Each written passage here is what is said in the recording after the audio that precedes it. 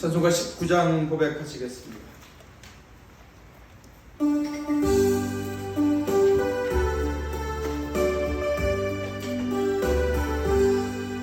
찬송하는 소리에서 사람 기뻐하구나. 아버지의 이름 거룩거룩하도다. 세상 사람 찬양하자. 거룩하신 하나님께 할렐루야 할렐루야 할렐루야 하네. 하나님의 나라 권세 영원토록 있도다. 하나님의 영광 나라 거룩거룩하도다. 하늘 보좌 계신 주님 세상 주관하시로다. 할렐루야 할렐루야 할렐루야 아멘. 하나님의 계신 성령 그 뜻대로 되도다. 우리 아버지의 뜻은 거룩거룩하도다. 주여 속히 임하소서. 기쁜 날을 주옵소서. 할렐루야 할렐루야 할렐루야 아멘 아멘. 다 함께 사도신경 하심으로써 우리의 믿음과 신앙을 하나님께 고백하며 나아갑니다. 다 함께 고백합니다. 나는 전능하신 아버지 하나님 천지의 창조주를 믿습니다. 나는 그의 유일하신 아들 우리 주 예수 그리스도를 믿습니다. 그는 성령으로 잉태되어 동정녀 마리아에게 나시고 본디오 빌라도에게 고난을 받아 십자가에 못 박혀 죽으시고 장사된 지 사흘 만에 죽은 자 가운데서 다시 살아나셨으며 하늘에 오르시어 전능하신 아버지 하나님 우편에 앉아 계시다가 거기로부터 살아있는 자와 죽은 자를 심판하러 오십니다. 나는 성령을 믿으며 거룩한 공교회와 성도의 교제와 죄를 용서받는 것과 몸의 부활과 영생을 믿습니다. 아멘. 교동문 28장 시편 63편입니다.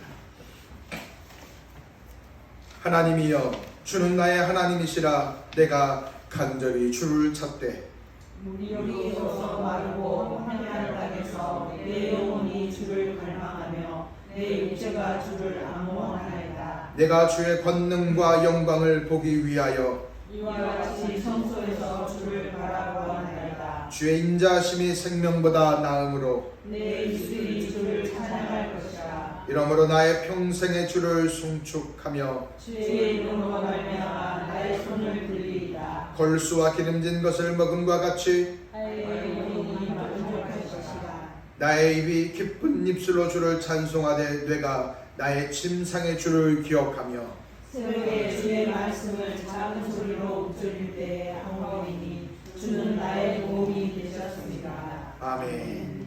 찬송가 445장 고백하시겠습니다.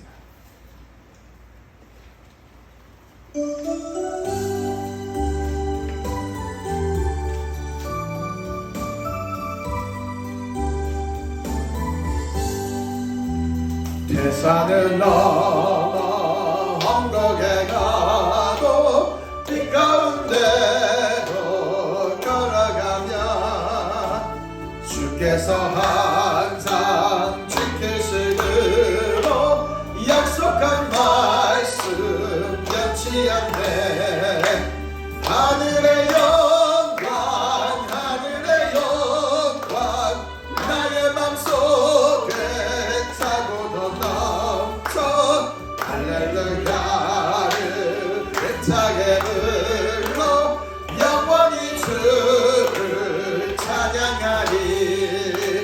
캄캄한 밤에 다닐지라도 주께서 나의 길 되시고 나에게 밝은 빛이 되시니 길 잃어버릴 염려 없네. 하늘의 영광 하늘의 영광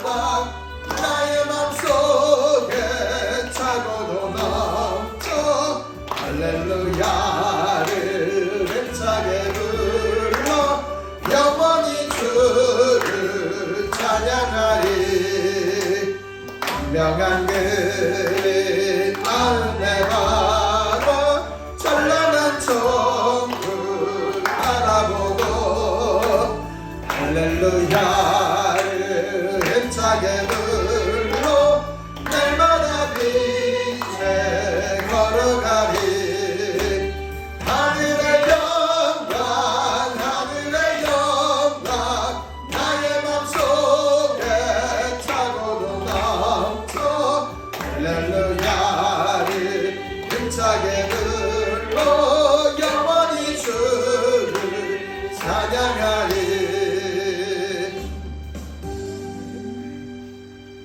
하나님께서 오늘 우리에게 주신 말씀 함께 살펴봅니다. 사사기서 1장 1절에서 2절, 룻기서 1장 1절에서 2절입니다. 그리고 룻기서 4장 16절에서 22절 말씀 보시겠습니다. 구약성경 룻기입니다.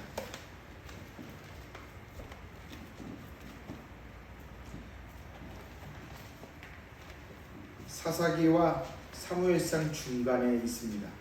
페이지 수로 403페이지 되겠습니다. 룻기서 1장 1절에서 2절 말씀과 4장 16절에서 22절 말씀까지 함께 보시겠습니다. 구약성경 페이지 403페이지 되겠습니다. 다 함께 보십니다. 시작. 사사들이 치리하던 때에 그 땅에 흉년이 들이라 유다 베들레헴의 한 사람이 그의 아내와 두 아들을 데리고 모압 지방에 가서 거류하였는데 그 사람의 이름은 엘리멜렉이요 그의 아내의 이름은 나오미요 그의 두 아들의 이름은 말론과 기론이니 유다 베들레헴 에브라 사람들이었더라. 그들이 모압 지방에 들어가서 거기 살거니. 아멘. 4장 16절로 가시겠습니다.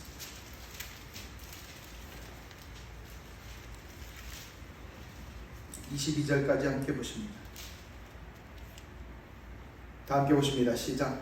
나오미가 아기를 받아 품에 품고 그의 양육자가 되니 그의 이웃 여인이 그에게 이름을 지어주되 나오미에게 아들이 태어났다 하여 그의 이름을 오벳이라 하였는데 그는 다윗의 아버지인 이새의 아버지였더라. 베레스의 계보는 이러하니라.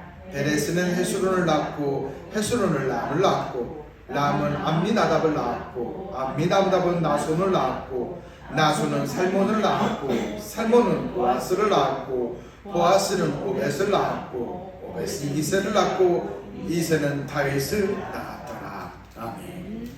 기도하시겠습니다.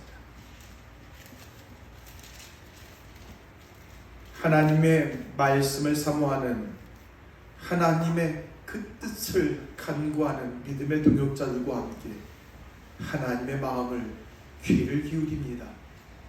주의 시간 하나님의 사람들에게 주의 마음을 보여주시고 주님의 의중과 생각을 드러내 주시옵소서. 그리하여 우리의 소견과 우리의 생각과 우리의 욕망을 따라 살아갈 수밖에 없는 이 세상 속에 하나님을 쫓는 복된 하나님 사람들 될 수 있도록 이 시간 은혜로 충만케 하여 주시옵소서. 말씀을 전하는 자 듣는 자 모두가 하나님의 뜻을 쫓아가기를 소망하오며 참 좋으신 예수님 이름으로 축복하며 기도하옵나이다. 아멘. 할렐루야.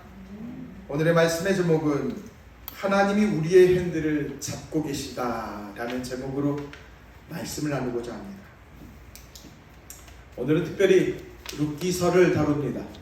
한 5번에 걸쳐서 룻기서를 다룰 겁니다. 2017년도쯤에 다뤘던 내용이기도 합니다만 6년 만에 다시 룻기서를 한번 살펴보아 하나님이 우리에게 주시는 은혜가 무엇이며 우리는 이 룻기서를 통하여 받아가야 되는 교훈이 무엇인지를 함께 살펴보고자 합니다. 오늘 본문은 룻기서 전체를 한번 통틀어서 무엇을 말하고자 하는지 그 핵심을 발췌해 가고자 하오니 말씀 속에서 은혜 받는 저와 여러분이 되기를 소망합니다. 말씀 나눕니다. 오래전부터 가나안 땅은 철을 생산하는 능력을 가져왔습니다.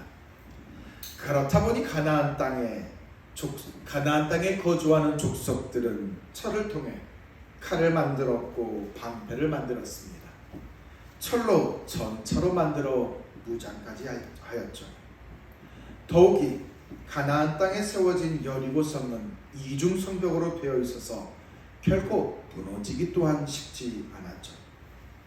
그런 가나안 땅에 거주하는 족속들을 상대하여야 하는 이스라엘은 초라합니다. 군사 무기는 장난감 수준이고 전투에 임하여야 하는 병사들은 신병과 같습니다. 놀라운 일은 하나님은 그런 수준의 이스라엘 백성들을 이끌어 가나안 땅으로 입성하셨습니다. 하나님은 하나님께 순종으로 반응하는 자들에게 가나안을 곳곳에 하나님이 꽂아준 승리의 깃발을 확인케 하셨죠. 설령 상대가 최신식 무기로 무장하고 철옹성 같은 성에 보호를 받는다 하여도 만물의 주관자 되시는 하나님은 이스라엘이 나아가는 곳곳에서 자신의 위엄과 위상을 드러내셨습니다.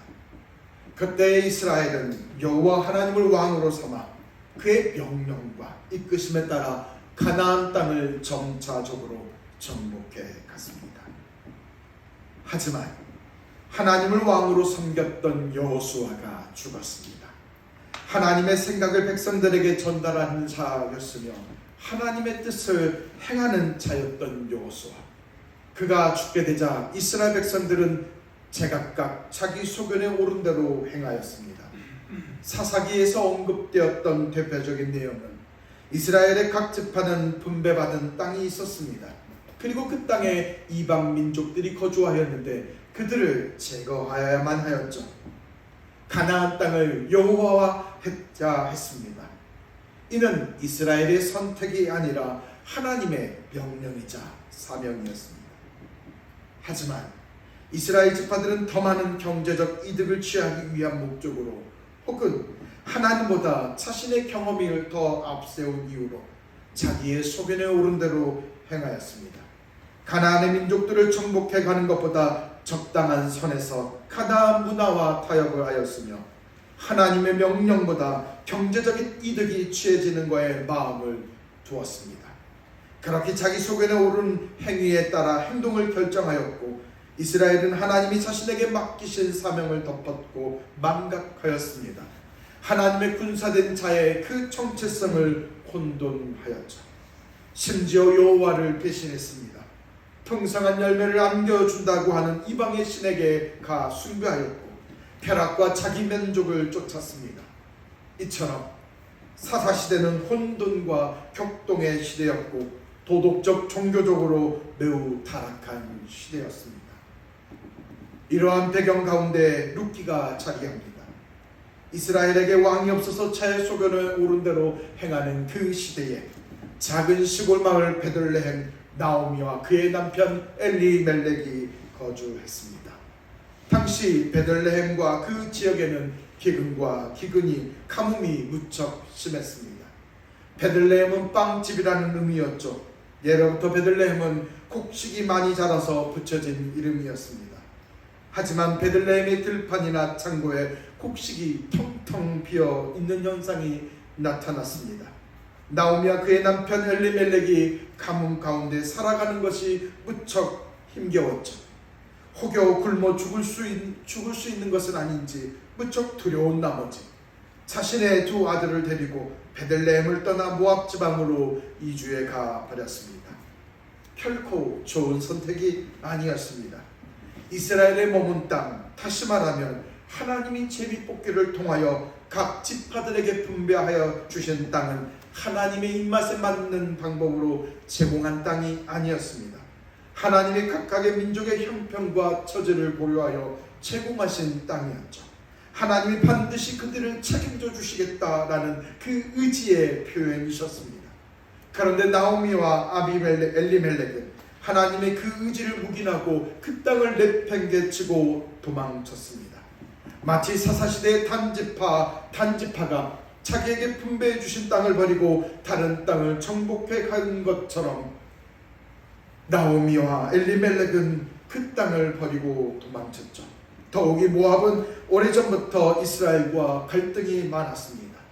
이스라엘이 출애굽하여 가나안 땅으로 들어왔을 때에 길을 지나가는 것을 허용하지 않으므로 이스라엘이 그 광야에서 더 방황하게 되는 장본인들이었습니다. 또한 사사시대의 모압의 에글론이 18년 동안이나 이스라엘을 괴롭혔던 자들이었죠. 그런 땅으로 나오미와 그의 남편 아비멜렉이 이주한 행동은 납득하기 어려운 처사였습니다. 나오미의 남편 엘리멜렉의 이름은 하나님 왕이시다라는 의미를 지녔음에도 불구하고 그의 삶에서는 하나님을 전혀 찾아볼 수가 없습니다. 그들은 베들레헴에서 도망을 치듯 다급하게 빠져나와 모압의 땅에 정착하였습니다. 그렇게 벌써 10년의 세월이 흘렀죠. 분명 고향 베들레헴에서의 삶보다 더 낫게 살고 싶었을 것입니다. 그래서 그들은 고군분투하며 열심히 살았을 것이죠. 특히 그들은 두 아들들을 그곳에서 결혼도 시켰습니다. 사실 이스라엘 입장에서 모압의 며느리들을 받아들이는 일은 있을 수 없는 일입니다. 예로부터 이방 여인들과 결혼하는 것은 혼례를 치르게 되면 이방 여인이 섬기던 신을 데리고 올 뿐만 아니라 문란한 생활 패턴까지 가지고 온 것이기에 여호와 하나님은 철저히 이방 여인들과의 결혼을 금지하셨습니다. 그렇지만 이들은 모압의 땅에 적응하며 대를 이어야 하기에 어쩔 수 없는 선택을 하였죠. 이처럼 나오미의 가족은 살기 위해 상황에 따라 선택하는 사람들이었습니다. 하지만 결코 살 수 없는 상황의 연속이었습니다. 가정의 중심인 나오미의 남편 엘리멜렉이 이방의 땅 모압 땅에서 생을 마감했습니다. 더 충격적인 사실은 두 아들 말론과 기론까지도 남편 엘리멜렉을 따라 생을 마감하게 되었죠. 당시 자녀는 하나님의 축복의 상징이었는데 그 축복이 사라진 셈이었습니다. 세상에서 살아남기 위해 발버둥쳤던 인생이 이제는 도저히 살아갈 수 없는 상황이 되어 버렸습니다. 이 세상을 살고 싶은 마음이 그리고 의욕이 떠나버렸습니다. 남편도 그리고 자식도 없는 두 명의 며느리만 남아있는 상황에서 나오미의 두려움은 덧없이 컸을 것이죠. 고대 사회에서 남자 중심으로 진행되었기에 시어머니 나오미아가 이 상황을 헤쳐나갈 방법도 없습니다. 더욱이 자신의 며느리를 책임져야 될 그 힘도 없죠. 만약 자신이 젊어서 헤쳐나갈 아들을 낳을 수 있는 상황이라면 자신의 아들을 며느리들과 혼인을 맺게 하여 그들을 책임져주고 지켜줄 수 있을 법도 한데 그마저도 할 수 없게 되었습니다. 모든 것을 잃어버리는 나오미의 처지가 무척 처량하게만 보입니다. 그러는 중에 하나님께서 고향 베들레헴을 친히 돌보신다라는 소식을 나오미는 들었습니다. 다시 베들레헴의 땅에 기근이 사라지고 풍부한 곡식과 열매가 맺어진다는 것입니다. 고향 베들레헴에서 다시 빵을 굽는 연기가 집집마다 나오며 구수한 냄새가 그 온 마을을 덮는다라는 것이죠. 그래서 시어머니 나오미는 다시 하나님이 계시는 베들레헴으로 되돌아가고자 합니다. 하나님의 보살핌이 있는 그 땅으로 돌이키고자 하죠. 인간의 욕망에서 벗어나 하나님의 보살핌과 다스림을 받는 베들레헴으로 머물고자 합니다. 하지만 이 또한 쉬운 결정은 아닙니다. 10년 전 살기 위해서 모압의 땅을 떠나 모압으로 떠났던 발길을 다시금 돌이키는 일은 괴로운 일입니다. 더욱이 빈털터리가 된 신세가 되어버렸으니 돌아가는 일은 무척 부끄러운 일입니다. 베들레헴으로 돌아간다고 해서 살아갈 수 있는 방도가 있는 것도 아닙니다. 자신이 재혼을 하여 자식을 낳아 새롭게 인생을 시작할 수 있는 것도 아닙니다. 그는 그럼에도 불구하고 다시금 베들레헴으로 돌아가고자 합니다. 과연 하나님께서 다시 돌아오는 나오미를 받아주실까요? 모든 것을 잃어버린 빈털터리가 된 나오미의 삶을 하나님께서 다시 그를 주관해 가 주실까요? 나오미가 큰 며느리 롯을 데리고 베들레헴 입구에 당도하자 베들레헴의 소문이 삽시간에 퍼졌습니다. 말에는 발이 달려 사방으로 뛰쳐 달려갔습니다. 특히 하나님은 사람의 말보다 더 적극적으로 나오미와 롯을 위해 일하셨습니다. 다시금 하나님께로 뜻을 돌이켜 나오는 나오미를 위해 일하셨습니다. 사실 당장 먹을 것이 없는 그들은 추수가 한창인 들판에서 바닥에 떨어진 밀을 주었습니다. 당시 율법에 따라 밭의 주인은 추수의 땅에 떨어진 밀과 보리는 주면 안 되었습니다. 사회적 약자가 추수철에 맞이하여 떨어진 이삭을 주어 먹어 생계를 유지할 수 있도록 하기 위함이었죠. 그런데 들판에서 밀을 줍는 룻에게 이상한 일이 생겨납니다. 룻이 들판에 나가서 이삭을 주울 때마다 상당한 분량의 이삭을 주었기 때문이죠. 마치 누군가가 일부러 이삭을 떨어뜨려 놓은 것처럼 말입니다. 보통 사람이 하루 동안 1, 2호멜을 주었는데 룻은 하루에 10호멜, 대략 22kg 정도를 주었습니다. 당시의 추수는 3주에서 5주에 걸렸기에 룻은 들판에서 상당한 밀과 보리를 주었던 것이죠. 그런데 그 신기한 일은 베들레헴의 터줏대감 보아스 때문이었습니다. 베들레헴의 터줏대감 보아스는 나오미가 며느리와 함께 베들레헴으로 돌아왔다라는 소식을 들었으며 또한 자신이 추수하는 그 자신의 밭에 보리와 밀을 줍고 있는 여인이 바로 나오미의 며느리라는 사실을 알게 되었던 것이죠. 그래서 그는 그 종들에게 일부러 이삭이 떨어지게 작업을 할 것을 지시하였던 것입니다. 하나님은 보아스를 통해 나오미와 룻에게 하나님의 인애가 흘러가게 하셨습니다. 하나님은 용기를 내어 자신에게로 돌이켜 돌아온 나오미와 룻을 위해 일하셨죠. 특히 어머니의 백성이 나의 백성이 되고 어머니의 하나님이 나의 하나님이 되리라라고 하나님께 하여 믿음을 고백한 룻을 하나님은 돌보아 주십니다. 사실 세상은 나오미와 룻을 실패한 자로 여기고 눈길조차 주지 않습니다만 하나님은 친히 그들의 인생의 핸들을 붙잡아 주셨습니다. 그리고 인간이 상상할 수 없는 일조차 얘기해 가셨죠. 보아스는 나오미의 남편 엘리멜렉의 먼 친척입니다. 당시 사회는 시형제 결혼 제도가 있었습니다. 이는 가문이 끊어지지 않고 지속적으로 이어갈 수 있도록 하기 위한 유대 관습이었죠. 큰 아들이 결혼하여 자녀를 낳지 못하여 생을 마감하게 되면 둘째 아들이 큰 형수와 결혼하게 하여야 합니다. 만약 아들이 모두 죽어 없어질 경우라면 가까운 친척이 그리고 또 먼 친척이 사회적 약자인 여인을 취하여 그와 결혼하여 책임을 져야 하는 제도였죠. 쉽게 말해 보아스는 나오미와 먼 친척이었지만 롯을 책임져야 하는 사람이었던 것입니다. 결국 하나님은 보아스와 룻이 결혼하게 하였으며 또한 그들을 통하여 아들을 낳게 태문을 열어주셨습니다. 그 아들의 이름은 오벳인데 그 이세의 이름은 오벳인데 이세의 아버지이며 다윗의 할아버지이며 예수 그리스도의 가문을 잇는 인물이 되게 하신 것입니다.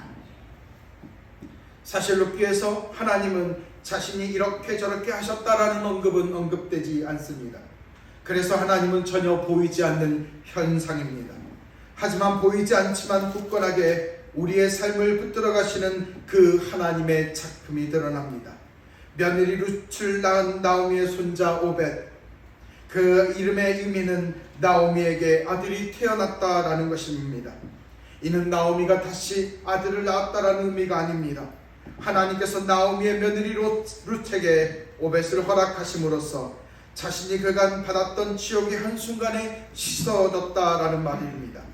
나오미는 절망 속에서 살아가지만 하나님께로 돌이키자 하나님은 절망에 있는 나오미를 희망으로 바꾸셨습니다. 노년이 되어서 즐거움이 없는 자에게 웃음과 환희를 선물로 주셨습니다. 자신을 이어 대를 이어갈 자가 없는데 있게 하셨으며 다윗으로 있는 왕의 가문이 되게 하셨습니다.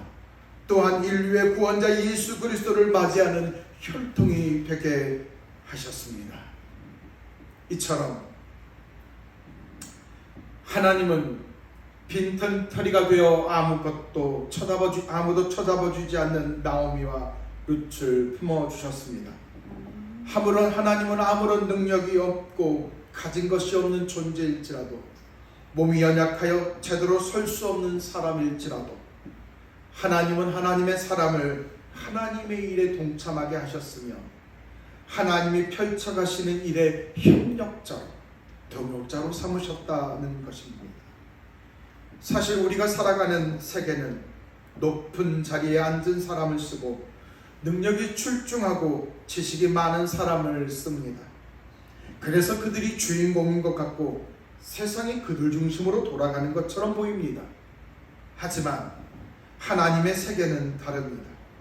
아무런 힘이 없어서 미약하게 보이는 자를 들어 가장 높은 곳에 세우시고 혈통을 이어갈 자가 없는 자를 하나하나 하늘의 별과 같이 아주 무수히 많게 펼쳐가는 분이 바로 하나님이십니다.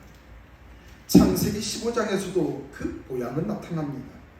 아브라함의 최대의 고민은 85세가 된 아브라함의 최대의 고민은 자신의 뒤를 이을 자녀가 없다라는 것이었습니다.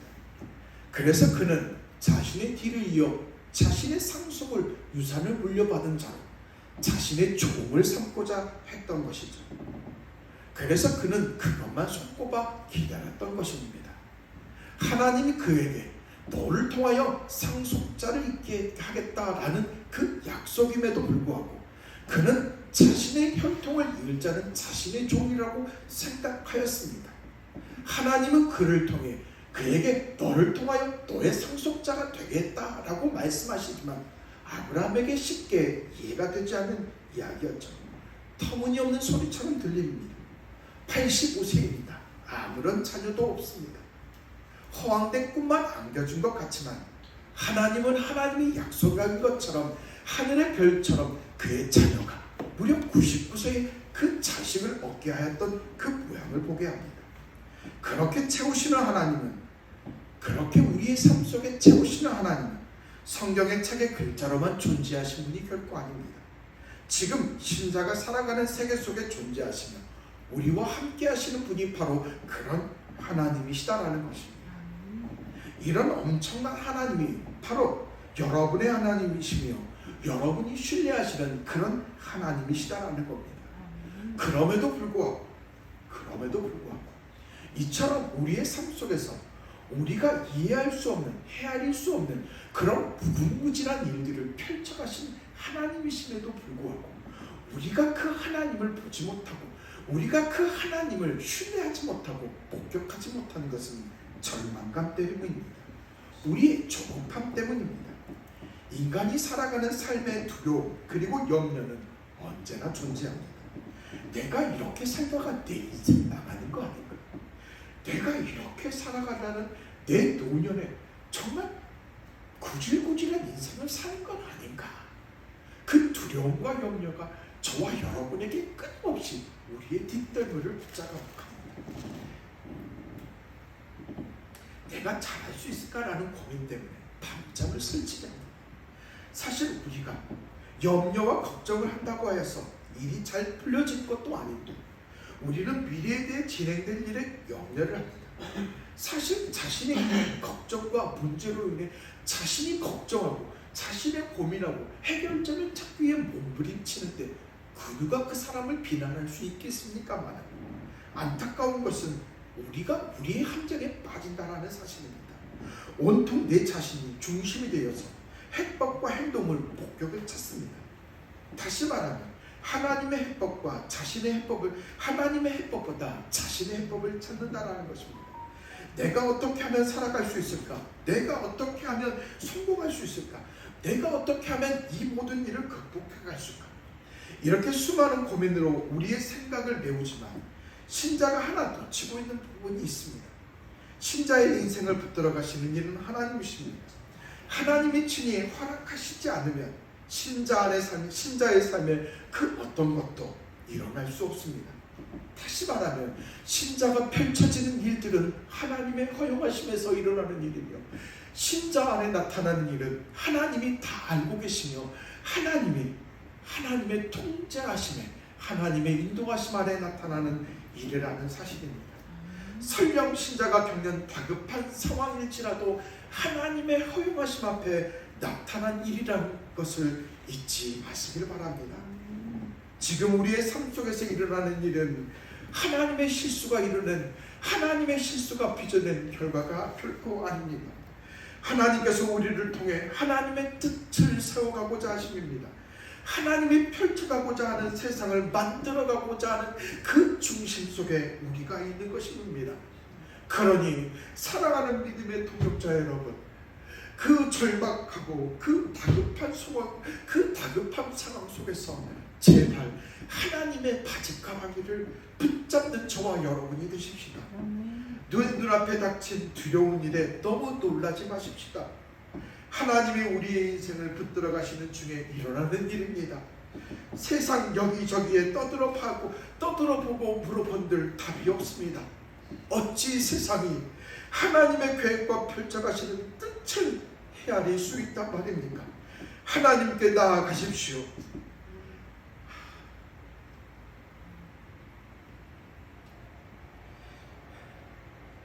하나님이 이끌어 가고자 하시는 하나님의 의중을 들으십시오. 왜 이 일들이 일어나는지, 하나님 나는 왜 이 고충의 일을 겪는지를 제발로 세상에 묻고 세상의 답을 찾는 심령이 아니라 하나님께 묻고 하나님께 찾아, 내 길이 절망이고 내 길이 불행의 길이 아니오 하나님의 길이요 주가 인도하시는 길이요 주가 내 인생에 세우시는 길이심을 확인해가는 하나님 사람 되기를 예수님의 이름으로 축복합니다. 신자가 겪는 지금의 고충이 꼭 절망이 아닙니다. 하나님은 언제나 가장 미약한 자였으나 가장 높은 곳에 앉게 하셨습니다. 이스라엘은 아무도 가나안 땅에 들어갈 수 없었으나 하나님은 이스라엘을 그 땅에 입성하게 하시고 그 땅을 정복하게 하셨으며, 절망 속에서 아무런 희망이 없었던 나오미의 힘겨운 삶에 하나님께서 다윗의 가문, 왕의 가문이 되게 하셨습니다. 이처럼 신자가 겪는 이 두려운 상황을 통해 하나님이 하나님의 뜻을 신자를 통해 이루어가는 일이기에, 사랑하는 믿음의 동역자 여러분, 내 앞에 보이는 답답하고 두려운 마음이 밀려오거든 내 혈기로 하지 마시고 하나님께 나아가십시오. 그 문제를 붙들고 하나님 앞에 간구하십시오. 그 상황을 통해 역전해 가시는 하나님을 경험하는 저와 여러분이 되기를 소망합니다. 아멘. 신자가 하나님의 일하심을 보는데 가장 중요한 덕목은 기다림입니다. 사실 우리는 답답한 일들이 우리의 눈앞에 펼쳐지는 순간 그 문제가 순식간에 해소되는 것을 보고 싶어합니다. 답답한 상황이 완전히 뒤바뀌어가는 것을 보고 싶어합니다. 그런데 하나님이 펼쳐가시는 일은 펼쳐가시는 절차가 있습니다. 우리의 시선으로 볼 때 정말 이렇게 가다가 절망한 건 아닌가라고 생각이 들 정도이지만 하나님은 상황을 완전히 역전해 가시는 분이십니다. 하박국서를 보십시오. 바벨론이 쳐들어오는 상황 속에 하박국이 하나님께 하소연합니다. 하나님이여, 바벨론이 우리를 공격하여 쳐들어옵니다. 이에 하나님의 답변은 내가 그들의 행동을 가만두지 않겠다라고 말씀하십니다. 이에 하박국은 말합니다. 어떻게 그런 나쁜 녀석들이 우리를 공격할 수 있습니까? 하나님 그들의 공격을 막아주십시오라고 말합니다. 그러나 하나님은 내가 결코 바벨론의 불법의 행동을 용납하지 않겠다라고 말씀하시죠. 이에 하박국은 의인은 믿음으로 말미암아 산다라고 답합니다. 내가 볼 때는 하나님이 이렇게 하면 좋을 것 같고 저렇게 하면 나쁠 것 같다라고 생각하지만 하나님은 그렇게 일하지 않으십니다. 그러니 사랑하는 믿음의 동역자 여러분, 신자는 눈에 보이는 현실의 일이 일비하는 것이 아닙니다. 그 하나님이 일해 가실 것을 기다리고 구하고 나아가는 자입니다. 물론 지금의 현상이 무척 다급한 것은 사실입니다. 절박합니다. 그렇지만 그 상황을 견뎌내야 합니다. 끝까지 버텨내야 합니다. 그래야만 하나님이 우리를 통하여 일하시는 것을 목격할 수 있습니다. 사랑하는 믿음의 동역자 여러분, 이처럼 하나님의 길에 기다리고 하나님의 일에 기다려 하나님의 섭리를 목격하는 복된 하나님 사람 되기를, 하나님의 우리 인생 속에서 채워가시는, 충만케 채워가시는 그 은혜의 삶을 나오미처럼 목격하려 하는 하나님의 사람 되기를 예수님의 이름으로 축복합니다. 다 함께 기도하시겠습니다.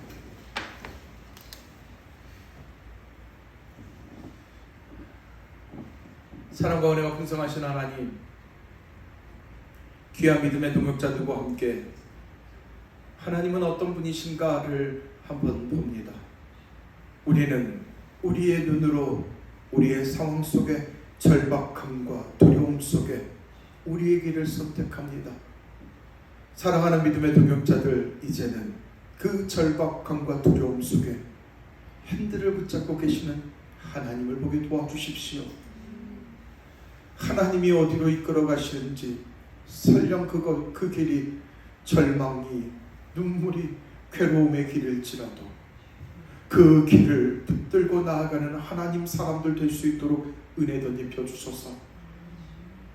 하나님은 그 길로 가되 우리를 들어 세우실 분이시며, 우리를 절망 속에 망하는 자가 아니라 결국 그 절망 속에서 기쁨을 못 맛보게 하는 자이며 소망을 보게 하게 인도해 가시는 분이시오니, 그 사실을 믿고 나아가는 하나님 사람들 될 수 있도록 하나님 우리 모두에게 은혜 덧입혀 주소서.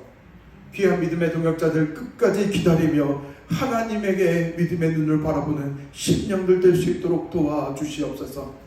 그리하여 사랑하는 하나님께서 우리를 위해 일해 가시고, 우리를 위해 채워 가시고, 우리를 위해 당신의 뜻을 드러내시는 그 영광의 하나님을 날마다 삶에서 목격하며 나아갈 수 있는 하나님 사람들 될 수 있도록 도와주시옵소서.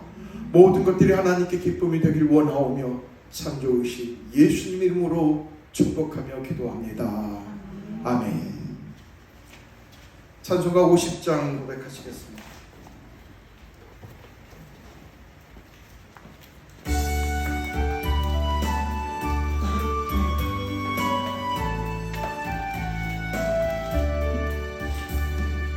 내게 있는 모든 것을 아낌없이 드리네.